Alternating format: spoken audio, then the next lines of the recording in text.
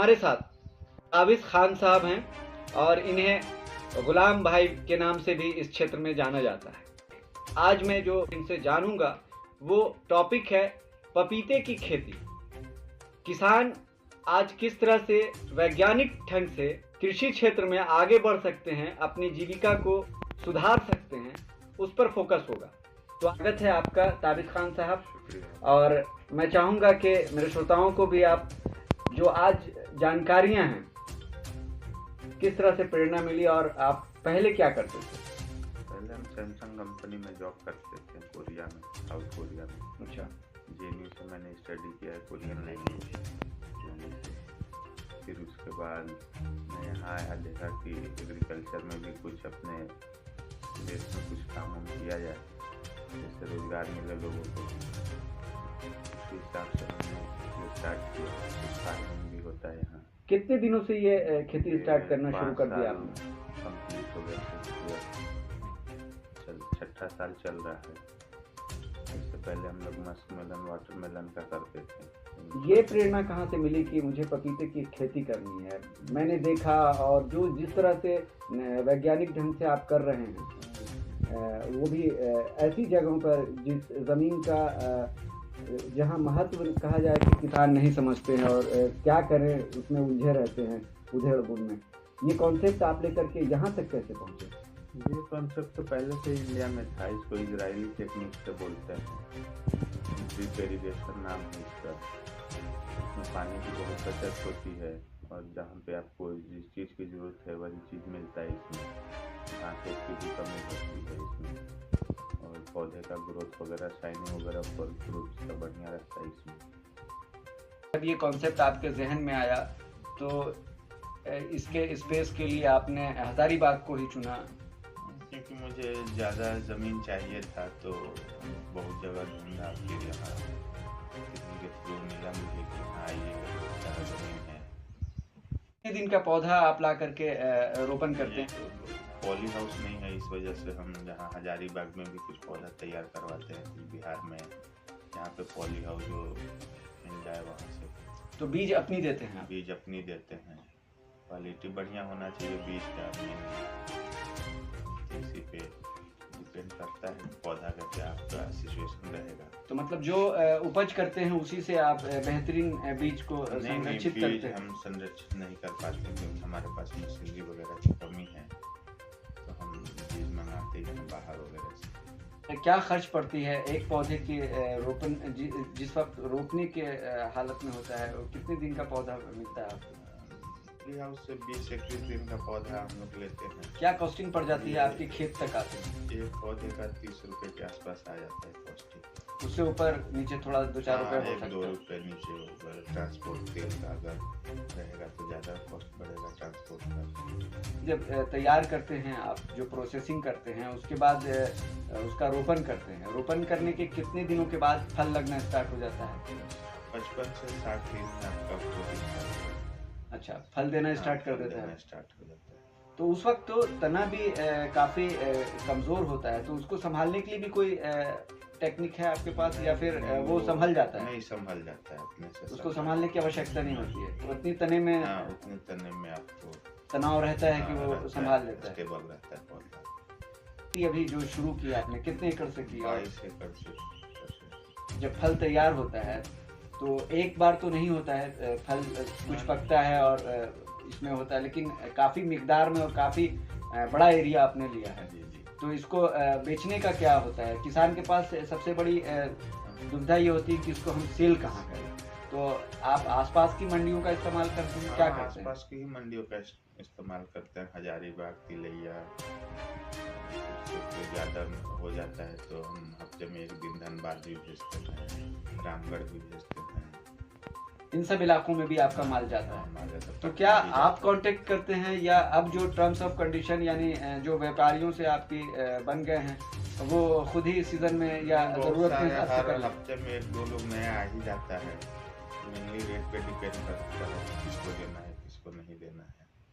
अच्छा, day by day rate खुलता है क्या? जो मंडी का रहता है उसके हिसाब से उसी हिसाब आप फिर उस पर डिसीजन लेते हैं आपके क्या बेचना है या नहीं बेचना है? एक 2 एकड़ से भी अगर करना चाहे, अपनी जीविका को सुधारने की कोशिश करे, तो उन किसानों के लिए आप कुछ कंसेप्ट दे सकते हैं कि कितने खर्च से लगभग बजट लेकर के उतरे इस कार्य को लेकर हाँ, के? गवर्नमेंट भी बहुत सपोर्टिव है आपको, सेंट्रल गवर्नमेंट, स्टेट गवर्नमेंट भी, उससे भी सहायता मिलती उससे है? भी बहुत सहायता मिलती है आपको। वो किस तरह की? ड्रिप इरिगेशन के लिए वो लोग 90% सब्सिडी देते हैं आपको। सिर्फ आपको बीज वगैरह और खुद की मेहनत जो करना है बस वही करना रहता है। जमीन अपनी होनी चाहिए, लीज पे होनी चाहिए, तो एग्रीमेंट पेपर होना चाहिए, तभी गवर्नमेंट प्रोवाइड कराता है आपको। 1 एकड़ की ज़मीन है, अगर वो खेती इस तरह की करना चाहें, तो क्या उनको पौधे मिल सकते हैं? हाँ, मिल जाते हैं। हजारीबाग नर्सरी में भी मिलते हैं पौधे। जहाँ भी पॉली हाउस से लोग बात कीजिए कि भाई हमको ये पौधे चाहिए, तैयार कर देते हैं। अपनी बिछाई हुई है, जिस तरह से मेड़ बनाई है, इसको आप अपने इसमें मेड़ जो हम बोल रहे हैं ठेठ भाषा की मेड़ या कियारी कहते हैं, स्टाइल में आपने जो रोपण किया है, वो बेड बोलते हैं हम लोग। अच्छा, ये ये वैज्ञानिक टेक्निक है। हाँ, इजराइल की टेक्निक में बेड बोलते हैं। उसमें जो पाइप गया है उसको ड्रिप इरिगेशन करते हैं, वो टपक भी थी, सरल भाषा में बोल सकते हैं। शुरू में क्या करते हैं, मिट्टी के साथ क्या कुछ मिक्स करते हैं, क्या हाँ, करते हैं? गोबर हम लोग डालते हैं पूरे खेत जो प्रकृति खाद होता है। खाद होता है। फिर रोटावेटर से पूरे खेत की जुताई होती है। और हमने सुना कि आप रिसोर्ट बना रहे हैं, रिसोर्ट है, रिसोर्ट बना रहे हैं। तो ये एक अच्छी उपलब्धि है इस क्षेत्र के लिए, ताकि लोग बाहर से आने वाले, क्या नाम है आपके रिसोर्ट का? पैडल रिसोर्ट एंड स्पा नाम है। हम चाहेंगे कि उसकी भी दर्शन अपने श्रोताओं को कराऊं, आरबीसी चैनल को कराऊं, जो मेरे दर्शक हैं। मैं उनसे चाहूँगा कि ये ख़ास वीडियो जो आज हम शूट कर रहे हैं, जो लोग देख रहे हैं, इस जो किसान से संबंधित है ये वीडियो, वो शेयर करें और ज़्यादा लोगों तक पहुंचाएं। और क्योंकि ये एक प्रेरणादायक वीडियो है उन किसानों के लिए जो अपनी जीविका सुधारना चाहते हैं। और हमारे साथ गुलाम भाई यानी ताबिश खान साहब जुड़े हुए हैं। आपका बेसिक घर कहाँ हुआ? मेरा बेसिक घर सिवान था। सिवान से आकर के आप हजारीबाग में इस तरह के कॉन्सेप्ट को लाया। कितने भाई बहन हैं आप लोग? हम लोग 3 भाई 2 बहन हैं। सबसे बड़े आप ही हैं? सबसे छोटे हम। अच्छा, सबसे छोटे हैं और किसी में आगे बड़े भाई लोग क्या करते हैं? बड़े भाई गल्फ रहते हैं। अच्छा, मेरे से जो बड़े हैं वो पटना अपना बिजनेस है। तो क्या उनका सपोर्ट आपको मिला या अपने ही पैनल पे आपको खड़ा होना पड़ा? सपोर्ट मिलता, घर वाले के बिना सपोर्ट आदमी कहाँ सर्वाइव। सपोर्टिव है कि मतलब किसानी के क्षेत्र में आ रहे थे, इस माहौल में जो लोग किसान बाहर पलायन कर रहे हैं, छोड़ रहे हैं नुकसान को देख करके, और आप विदेश छोड़ करके अपने देश में आकर के, इंडिया में आकर के इस तरह का काम कर रहे हैं, इतनी बड़ी सोच लेकर के, कॉन्सेप्ट को लेकर के, तो एक प्रेरणादायक है उन किसानों के लिए जो किसानी छोड़ करके अन्य जगहों पर अपनी मजदूरी करने के लिए और अपनी जीविका सुधारने के लिए पलायन कर रहे हैं। जबकि इसमें ताबिश साहब के द्वारा बताया जा रहा है कि ये कॉन्सेप्ट है कि गवर्नमेंट भी इसमें सहायता करती है इस तरह की खेती वैज्ञानिक तरीके से करने पर, विधिवत रूप से करने पर। ताबिश साहब, एक चीज़ मैं आपसे और पूछूंगा, ये जो यहाँ का माहौल है, क्या इसी माहौल में इस तरह की चीज़ें की जा सकती हैं या अन्य जगहों पर भी किया जा सकता है? आजकल तो कॉमन हो गया, ये बहुत जगह हो रहा है। हजारीबाग में भी हो रहा है, बिहार में भी बहुत लोग कॉन्सेप्ट यूज कर रही है। और इसे बहुत अच्छा भी है, परंपरागत खेती से ये बहुत अच्छा है। पानी भी कम लगता है इसमें, लेबर कॉस्ट भी कम हो जाता है और प्रोडक्शन ज़्यादा होता है।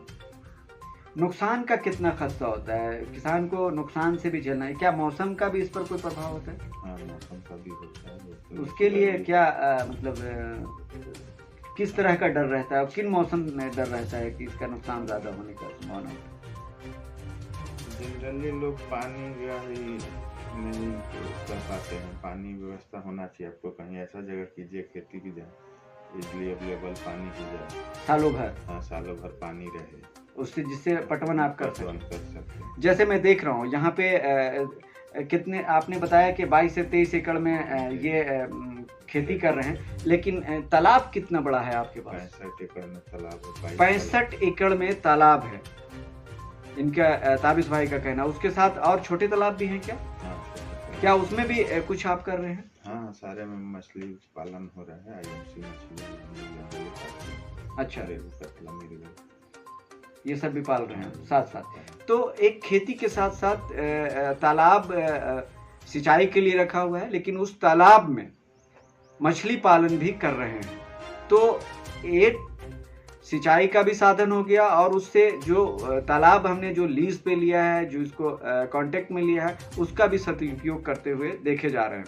तो ये बड़े कॉन्सेप्ट को लेकर के उतरे हुए हैं, अपने घर बार को छोड़ करके एक दूसरे स्टेट में ये काम को कर रहे हैं। तो बेशक इससे प्रेरणादायक और कोई वीडियो नहीं हो सकती है उन किसानों के लिए, जब लोग प्लान कर रहे हैं।